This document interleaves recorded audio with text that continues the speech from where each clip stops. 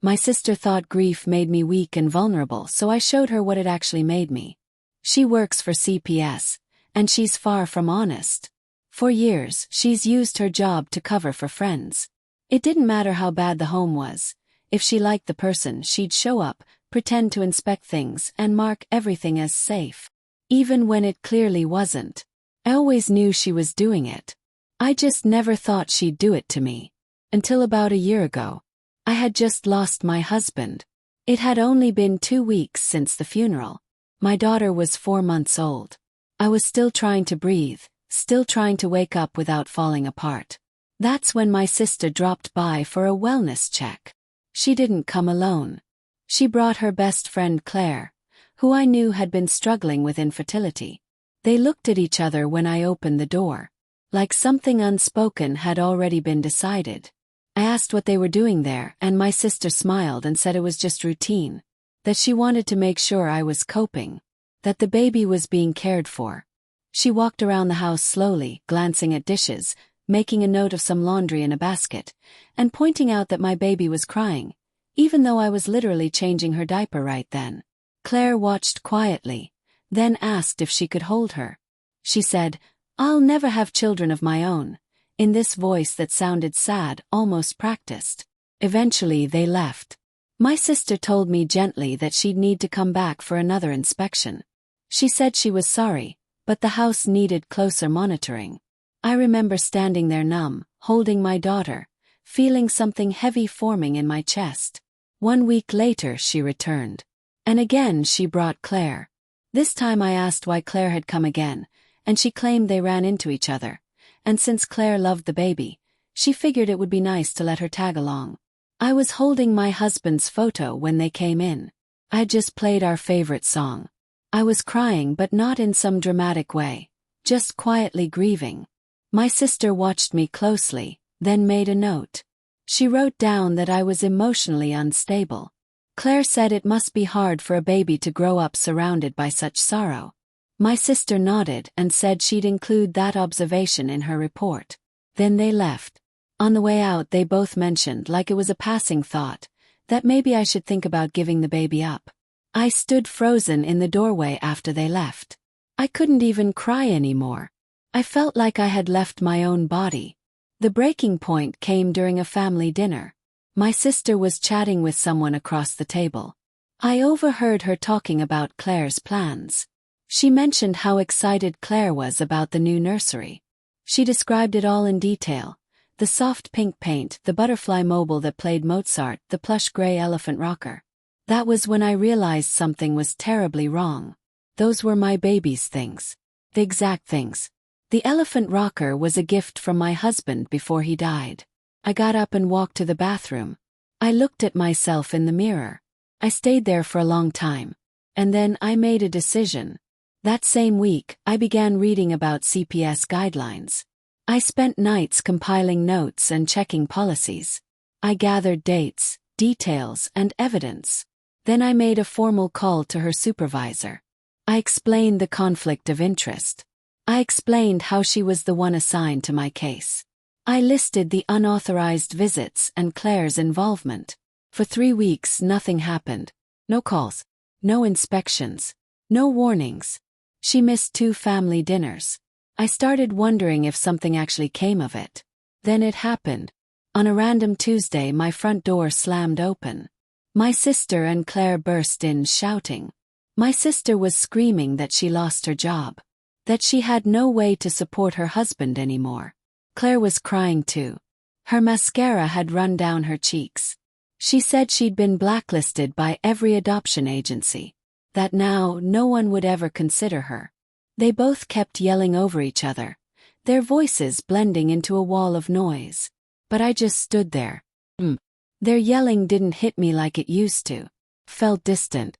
And then I noticed it. I was smiling. Just a little. Just enough. They both noticed it too. "You think this is funny?" they shouted at the same time. I quickly shook my head. I tried to explain, tried to say no. But before I could react, they glanced at one another and suddenly rushed up the stairs toward my daughter's room. I chased after them, moving as fast as I could. My chest felt tight, my heartbeat thudding in my ears.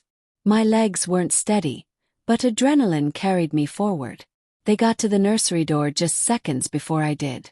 Claire reached for the handle, but I squeezed between them and stood in front of the door, blocking it with my body. My sister tried to push past me, but I held my ground. I could feel the metal handle pressing hard into my back, but I didn't move. I told them they needed to get out of my house. My voice came out firmer than I expected. Claire began shouting, saying I had ruined her entire life, that I stole her only chance of being a mother. Her face was twisted, red, furious, desperate. My sister was yelling too, blaming me for everything. She said I had destroyed her job, that her husband Frank couldn't work and she was the only one supporting him. I didn't move from the door. I reached for my phone. My hands weren't steady, but I managed to unlock the screen. I told them clearly. If they didn't leave, I was calling 911. That seemed to make something click for them. My sister grabbed Claire's arm and pulled her back. They both gave me a look I'll never forget. Hatred so deep it felt cold. My sister warned me that this wasn't the end, that I would regret what I'd done. Then they left. The door slammed behind them, loud enough to shake the hallway. Picture frame fell from the wall. It was my wedding photo. The glass cracked right across my husband's face. As soon as they were gone, I called the police. My voice was still shaking when I explained everything to the dispatcher. 2 officers arrived not long after. They listened carefully and took notes. They were polite, but I could tell they had doubts. I told them about my sister's past abuse of power, and how they had barged in and tried to get into my daughter's room. They said they'd file a report, but explained that because the door hadn't been forced open and they used a key, there technically hadn't been a break-in. No laws were clearly broken. I asked about a restraining order. They told me it was complicated since it involved family, and it might not hold up. Instead, they advised me to change all my locks and set up cameras. One of the officers, a bit older, looked at me and spoke softly. He told me to write everything down, keep a record, and stay alert. After they left, I immediately called a locksmith. While I waited, I went to check on my daughter. She was still asleep, curled up peacefully in her crib, breathing softly, completely unaware of the storm happening around her. I sat down on the floor next to her and just watched her for a while. I couldn't stop crying to her and just watched her for a while. I couldn't stop crying. The locksmith arrived about an hour later. He worked quickly. Didn't ask any questions about why I needed the locks changed. I appreciated that. As soon as he was gone, I went online and ordered a full set of security cameras. I picked a system that would alert my phone if anything moved. That night I couldn't sleep. Every sound made me anxious. I kept checking the locks, testing them, staring out the windows. Around 3 in the morning I heard an engine. My bedroom faces the street, and I knew the sound right away. I peeked out through the blinds. My sister's car, a blue Honda, was parked directly across from the house. She was inside, sitting behind the wheel, staring at the front of my house. The street light was bright enough that I could see her clearly. She was looking right up at my window. I took out my phone and took pictures. I made sure to capture the car, her face, and the license plate. She sat there for over an hour. Then she finally drove away. Even after she was gone, I didn't sleep. I stayed by the window for another 30 minutes just in case she came back. The following morning I got to work installing the security system. Took most of the day. I had to read through all the instructions carefully, but I didn't stop until I had every camera up. Door, window, covered. Later that day I called my mom. I told her everything that happened. She didn't believe me. She laughed at first, thought I was being dramatic. She said I had to be confused, that maybe I misunderstood the whole thing. My sister would never do something like that. That's what my mom said when I told her everything. I described the CPS visits, the way Claire talked about her nursery, and how they tried to force their way into my child's room. There was a long silence on the line. I could hear her breathing, but she didn't speak for a while. Then she told me she planned to talk to my sister about it directly. I asked her not to. I told her it would only make things worse. She ignored me and said family issues needed to be handled within the family. Then she hung up. I didn't get to say anything else. The feeling I had afterward wasn't new. Just a deep unease, a heavy weight in my chest. I should have expected this. My mom has always defended my sister no matter what. 2 days later, while I was eating breakfast, the doorbell rang. I looked through the peephole. My mom was standing outside. My sister was with her. My stomach dropped immediately. I didn't open the door. Instead, I used the intercom and told them to leave. My mom started crying. She said she just wanted to talk, that this kind of thing shouldn't divide a family. My sister stood behind her, quiet, with this smug look on her face. Even through the distorted peephole lens, I could see the expression. I told them again I wasn't opening the door. That if they didn't leave, I'd call the police. My mom begged, said she drove all this way, and it would only take 5 minutes. I didn't budge. Eventually they turned and left. But I knew it wasn't the end of it. Later that day, I got a strange phone call from my daughter's pediatrician's office. They said they needed to reschedule an appointment. The problem was, we didn't have any appointment scheduled. I said as much, and the receptionist seemed confused. She told me someone had called earlier and booked it. She checked the name in the notes and said it was my sister who called on my behalf. Felt cold all over. I told her to cancel whatever was scheduled and to immediately remove my sister from any records. She was still a bit puzzled but agreed to update things. Right after that, I contacted my insurance provider. I asked them to flag my account so no one else could make changes without me. The representative was helpful.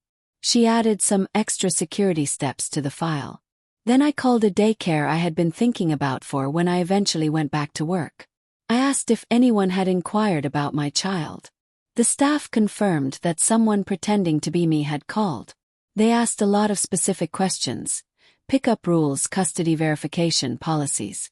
I explained everything and they said they'd mark my file and notify staff to be cautious. The next few days were quiet. But I wasn't. I kept checking the cameras over and over again. Every car that slowed down on the street made my heart race. I started keeping detailed records in a notebook. Every incident, the time, the date, what happened, and why daughter noticed the change too. She was more irritable, more restless. Naps became difficult. I did my best to keep things normal, but being constantly on edge made that hard. I moved her crib farther from the window. I started closing all the blinds once it got dark. I even stopped going out for groceries. Just ordered everything online. When the deliveries came, I checked the door every time through the peephole. The drivers probably thought I was being ridiculous. But I couldn't take chances. Then Friday arrived. I was bathing my daughter when my phone started buzzing non-stop. Messages from relatives. One after the other. My aunt, my cousins, even a distant relative I hadn't spoken to in months. All of them asking similar questions. Was I okay? Did I need support? Was something wrong? I quickly dried my hands and called my aunt first. My voice was tight.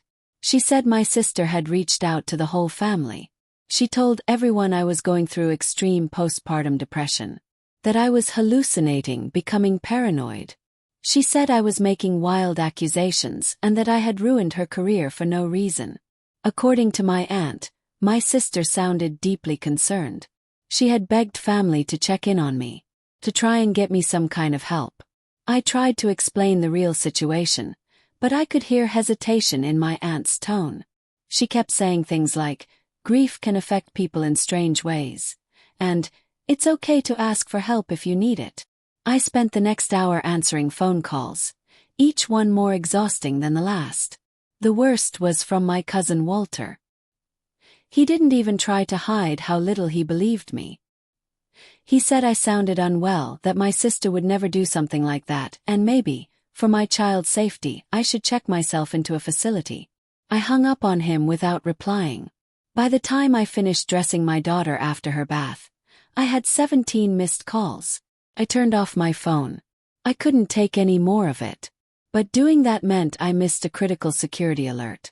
It wasn't until I checked the app before bed that I saw the footage.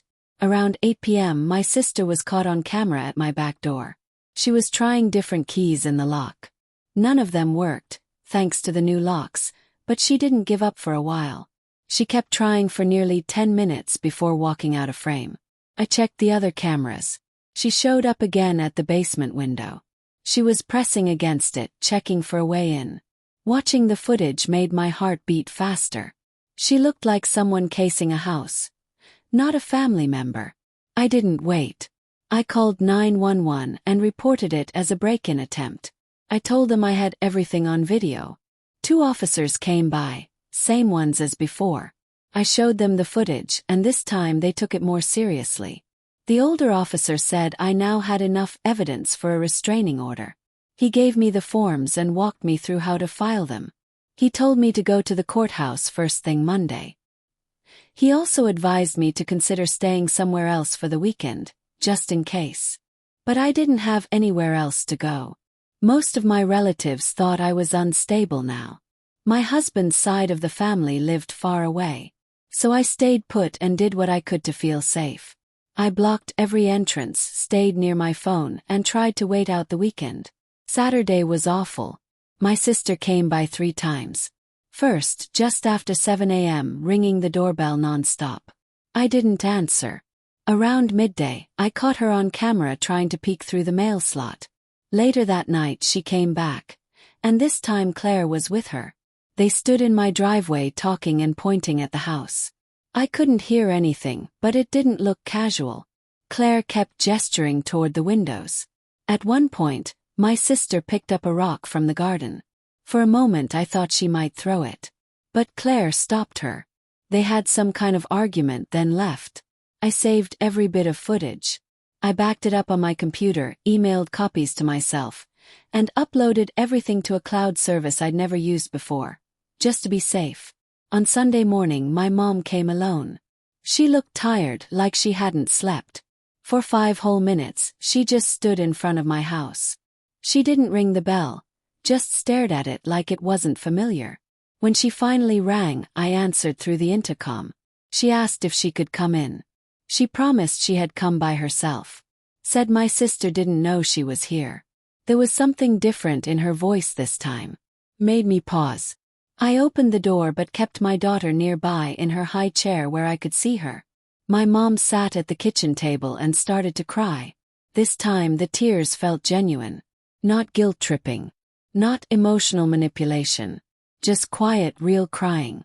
She said she went to my sister's house the day before to speak with her. My sister wasn't home, but Frank was. He didn't understand what was going on. He had no idea my sister had lost her job. Apparently, she had still been pretending to go to work every day. Mom said she'd gone into their office and found paperwork. She showed me pictures on her phone, documents she had taken with her. There were adoption forms with Claire's name on them. But there were also bank records, multiple payments from Claire to my sister, large deposits going back several months, each one labeled as a consultation fee. She scrolled to a different photo. One of the adoption documents had the child's name field partially filled in. Someone had started writing my daughter's name, then crossed it out. There were also printed emails between my sister and Claire spelled everything out. One message talked about waiting for the right time. Another one mentioned building the case slowly to make it look legitimate. The worst message came from Claire. She offered to pay double if my sister could arrange everything before the baby's first birthday. My mom's hands were shaking as she held the phone. She kept saying she was sorry, that she should have believed me, that she knew my sister could be manipulative, but she never thought it would go this far. I asked her if she had confronted my sister after finding the documents. She said no. She only took the photos and left. She was scared of what might happen if my sister found out she knew. I told her about the break-in attempts. I showed her the footage. She went pale and kept repeating, "Oh my God." I explained that I planned to file for a restraining order first thing Monday morning. She said she would go with me, that she would testify if necessary. She also mentioned that Frank seemed confused and upset when she talked to him. She thought he might be willing to help. We spent the next hour going over everything and creating a plan. My mom would try to speak to Frank again and explain what was happening. I would go through with the restraining order and then speak to a lawyer. We would collect all the evidence and make sure my sister couldn't do this to anyone else. Before leaving, she hugged me. A real hug, the kind I hadn't gotten from her in years. She promised me she would do everything she could to fix this. She said she wanted to make things right. That night I actually got some rest. Knowing my mom was finally on my side made me feel less isolated. But around 4 a.m. my phone rang. It was her. She was panicked, crying. She said my sister had shown up at her house, furious. She was shouting, accusing Mom of betrayal. Accusing her of choosing me over her. My mom had locked herself inside her bedroom and called me from there. I could hear my sister in the background, pounding on the door, yelling that Mom had destroyed everything. That she had only been trying to help by giving my daughter a better life. That I was unfit to be a mother. That Claire would have done it right. My mom could barely talk through the sobs. I told her to hang up and call the police. She did. I spent the next hour pacing around the house, staring at the cameras, waiting for an update. Eventually she sent a message. The police had come. My sister was gone. But before leaving, she told my mom she was dead to her. That she had made the wrong choice and would regret it. My mom was shaken up but unharmed. The officers took a statement and advised her to consider filing for a restraining order as well. I told her she could come to my place if she didn't feel safe. But she said she needed time. She needed space to take everything in. I understood, even though I was nervous about her being alone. She promised she'd lock up, and that she'd call me if anything happened. The rest of that night passed slowly. I barely blinked. Every time a camera sent a notification, I jumped. I stayed near my daughter's room. She woke up twice, probably sensing how tense I was. I held her both times and quietly told her I would protect her, no matter what. On Monday morning, I was at the courthouse as soon as the doors opened. My mom met me there. She looked exhausted but determined. We filed the paperwork together. The clerk was kind and walked us through everything step by step. I submitted every piece of evidence I had. The camera footage, the photos my mom took of the adoption papers and bank records, the calls about fake appointments, everything. The judge would look over it and let us know within a few days. After that, we went to see a family lawyer. It wasn't cheap, but it felt necessary. Her name was Dorothy. She listened carefully as we told her everything. The more she heard, the more serious she became. She told us we had a strong case. Harassment, attempted abduction, abuse of authority. All of it could lead to real consequences. We officially hired her. She said she would begin work right away. On the way home, my mom told me she had spoken to Frank again. She called him earlier that morning.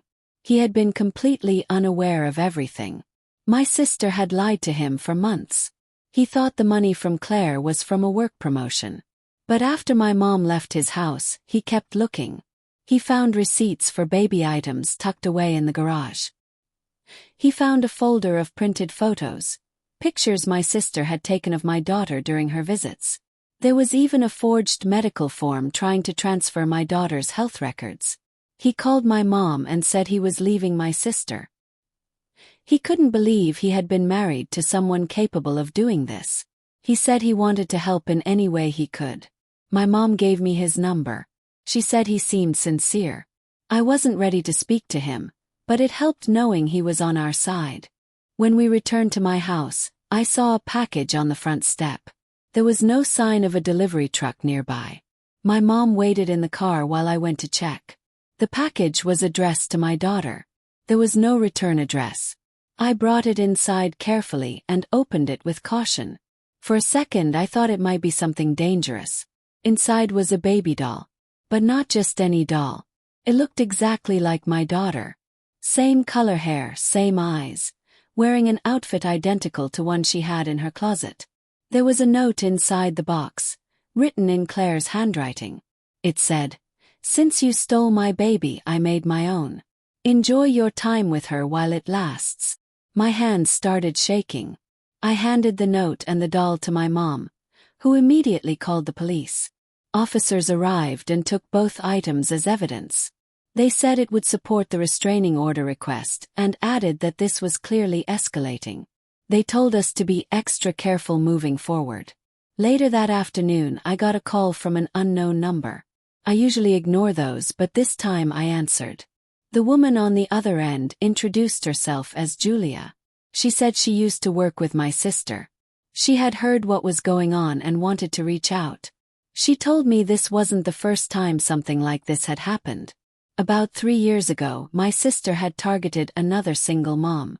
That woman moved out of state before anything came of it. Julia said she'd always had a bad feeling, but never had solid proof. She offered to write a statement describing what she knew. I thanked her and gave her my lawyer's contact information. It felt like more people were starting to see the truth, like the tide was turning. But my sister and Claire weren't finished. That evening I saw a car parked down the street. Stayed there for hours. I zoomed in with my security camera and saw Claire behind the wheel. She wasn't doing anything. Just sitting and watching the house. I called the police again, but by the time they showed up, she had driven off. An hour later she came back.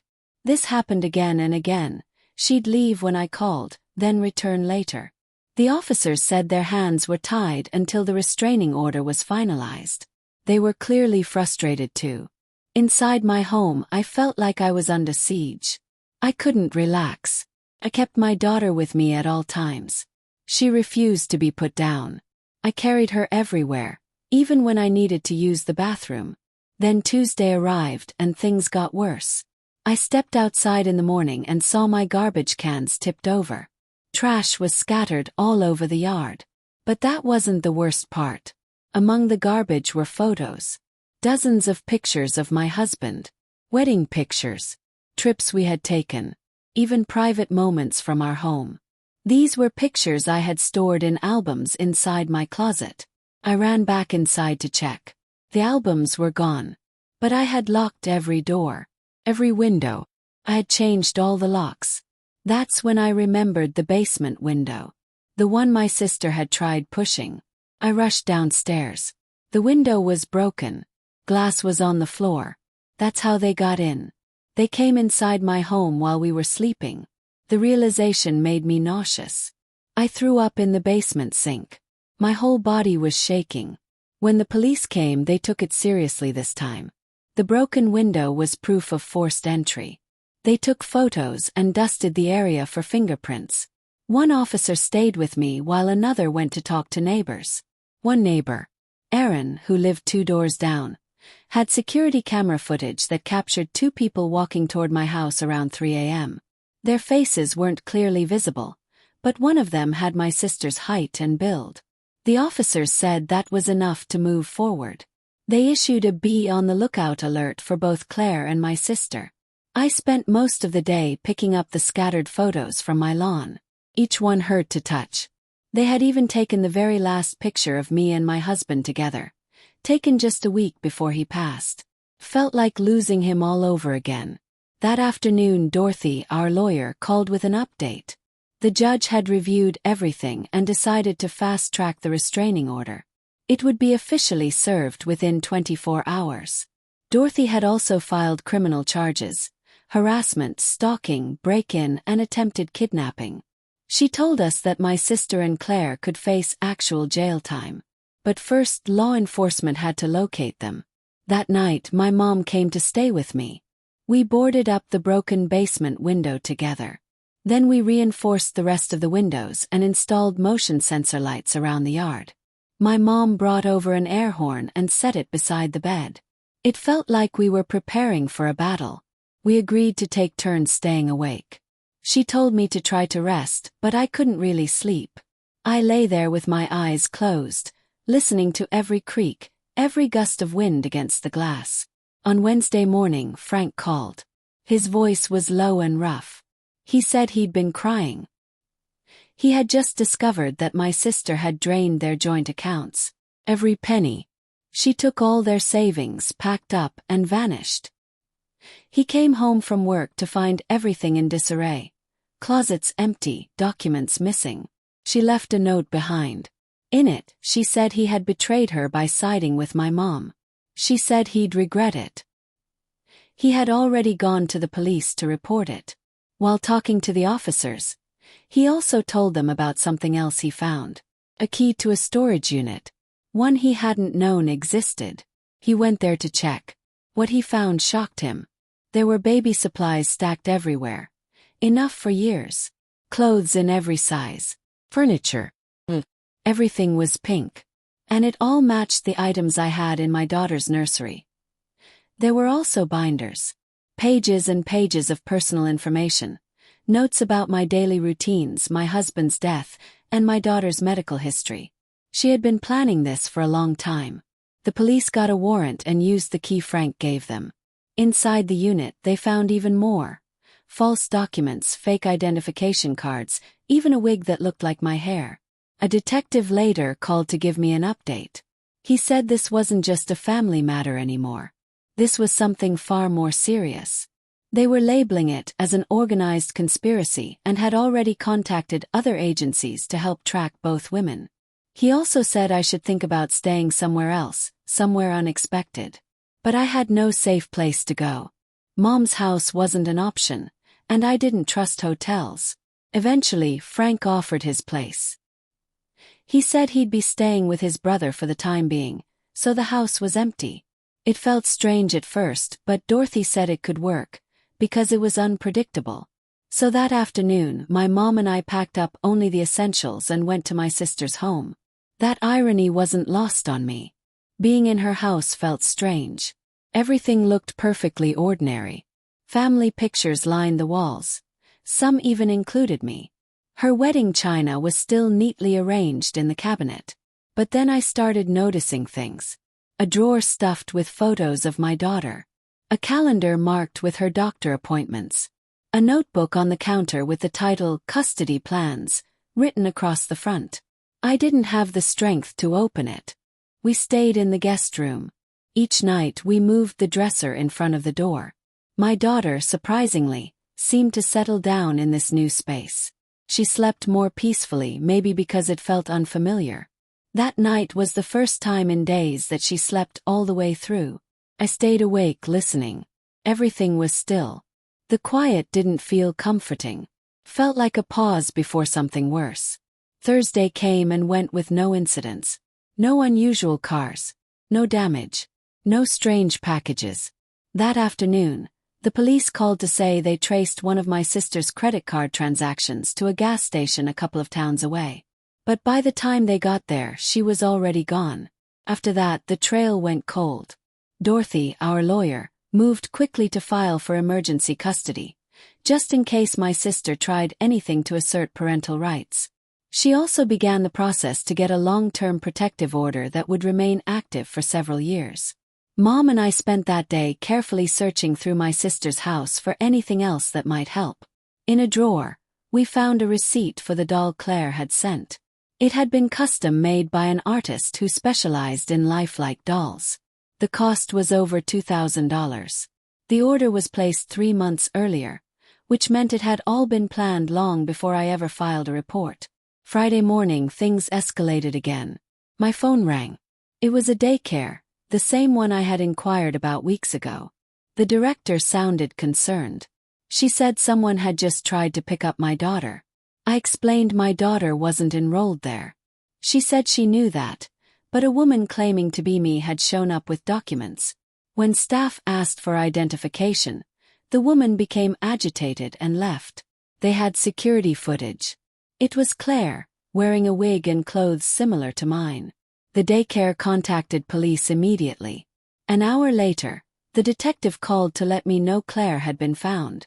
She was staying at a motel near the edge of town. She had been arrested. She wasn't cooperating. Asked for a lawyer and refused to speak. But my sister wasn't with her. While that brought some relief, it didn't last long. Later that day, while Mom was making lunch, I heard something coming from the garage. I picked up the air horn and approached slowly. Through the small window, I saw the garage door had been pushed open. My sister was inside, rummaging through storage boxes. I quietly told Mom to grab the phone, take my daughter, and call 911. Then, without thinking too much, I opened the door and confronted her. I told her the police were on the way. She turned sharply. Her face was full of anger.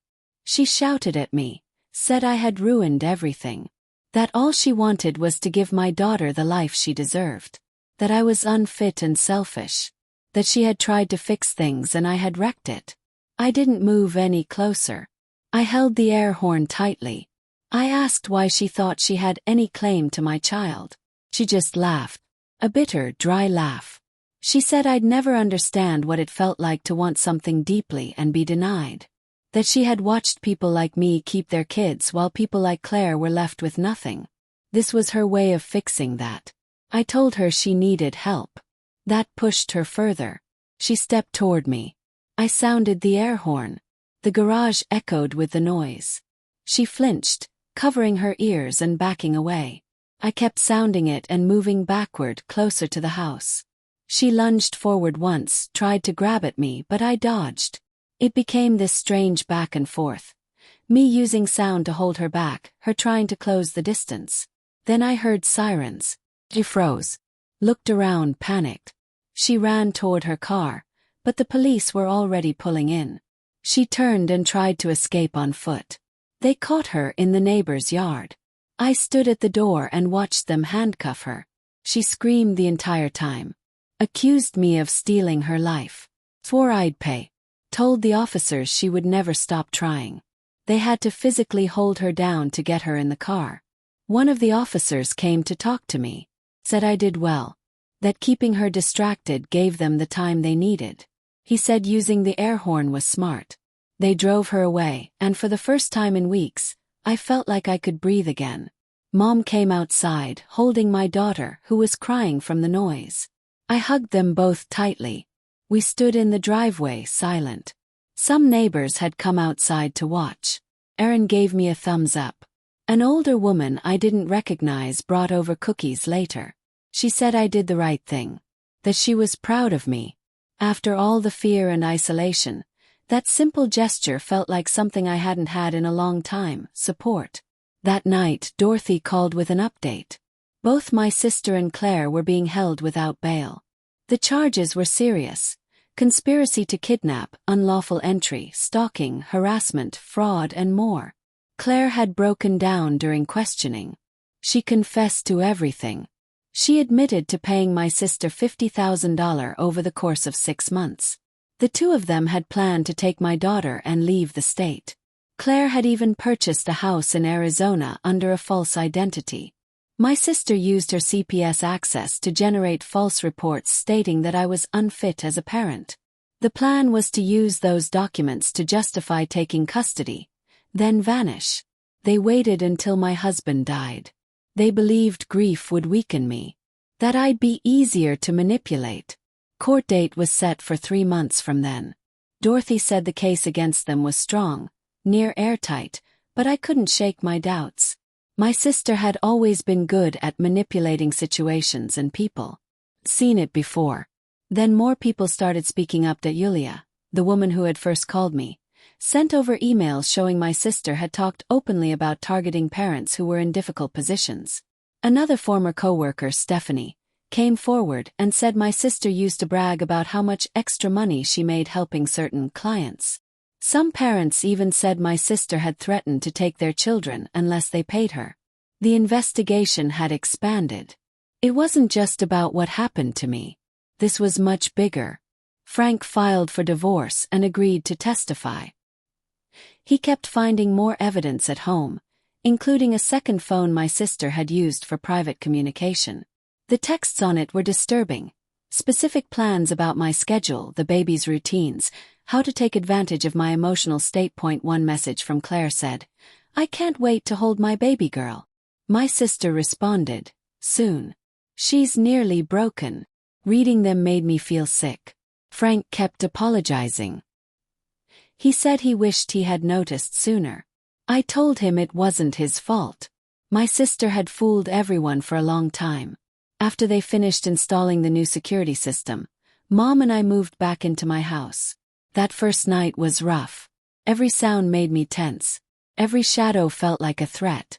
But my daughter seemed happy to be home. She crawled around the rooms like nothing had happened. Kids are like that. They bounce back faster than we do.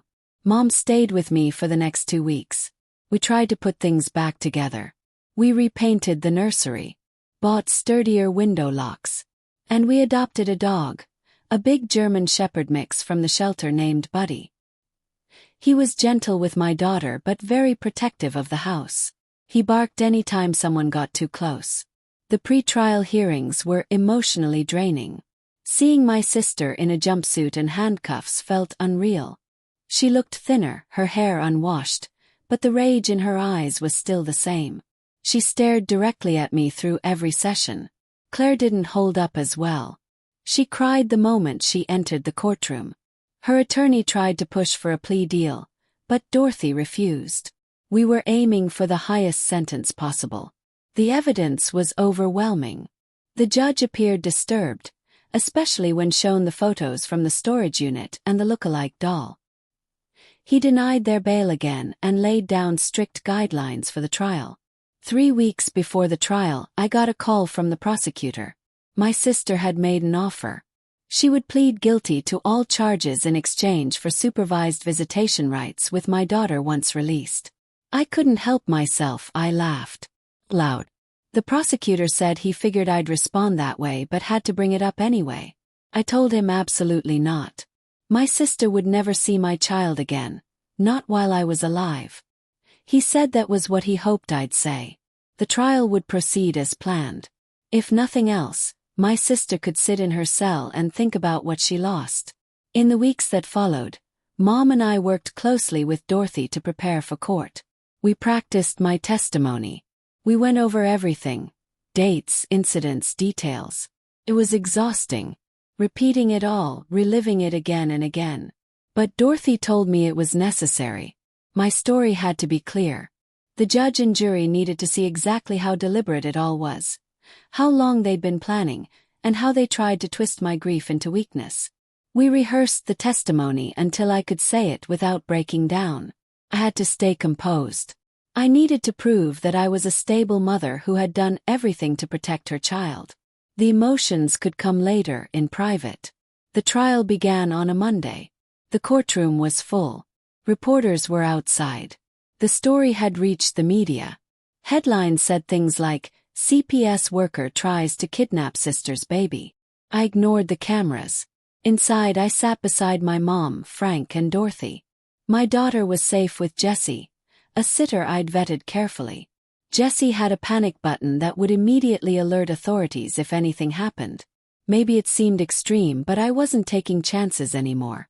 Claire's lawyer leaned into a mental health defense. Claimed she'd been driven to the edge by years of infertility and that my sister had manipulated her. The prosecution quickly dismantled that argument. They brought out texts where Claire was clearly the one pushing the plan, not my sister. They showed evidence of the payments. The house in Arizona bought under a false name. It wasn't a breakdown, it was criminal intent. Claire cried through most of the trial.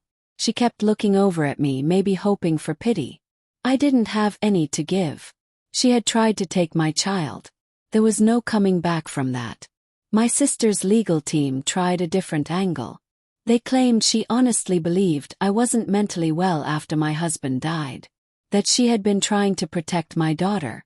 But again, the prosecution had solid evidence, planning that started before my husband passed, records from the storage unit, falsified documents, financial transactions. The story fell apart fast. My sister had taken bribes. She'd coached others. She had ruined lives. It had never been about protecting children. It had always been about power and profit. Through it all, my sister remained unreadable. She barely reacted, as if none of it mattered. When it was my turn, I looked directly at the jury. I told them about finding my husband dead from a heart attack at 32. How my sister arrived 2 weeks later with Claire. How they documented my grieving process as a warning sign. I talked about the nursery conversation, the break-ins, the photos on the lawn, the doll. I kept my voice steady, even when I saw the jurors reacting. One woman covered her mouth. Another wiped away tears. When I finished, there was silence. The defense tried to paint me as unstable during cross-examination, but I had everything: dates, logs, camera footage. I'd been well prepared. They couldn't twist the truth. Frank took the stand next. He explained how he found the storage unit, the second phone, how he had no idea she had even lost her job. He broke down when he talked about how my sister had used his condition to manipulate him. Said if he had known, he would have done more to stop her. His words hit hard. He still wore his wedding ring, but he chose the truth. The jury could see that. Then Julia testified. She described how my sister had repeatedly targeted struggling parents, single moms, grieving spouses, families dealing with health problems. Always those at their lowest. Stephanie took the stand too. She talked about the bribes. She brought her own bank records, evidence she had saved, waiting for someone to speak up first. That person had been me. My mom testified last. She told the court about finding the adoption papers, how she saw my daughter's name partly written on them.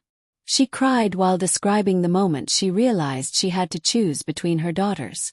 But she said protecting her granddaughter would always come first. The jury deliberated for just 2 hours. The verdict was guilty. On all charges, my sister was sentenced to 15 years. Claire received 12. Both would be registered as child predators once released. They could never work with or adopt children again. The judge called their actions an obscene betrayal of trust and power. He said they preyed on a vulnerable mother and tried to steal a child. That it was not something society could ever accept.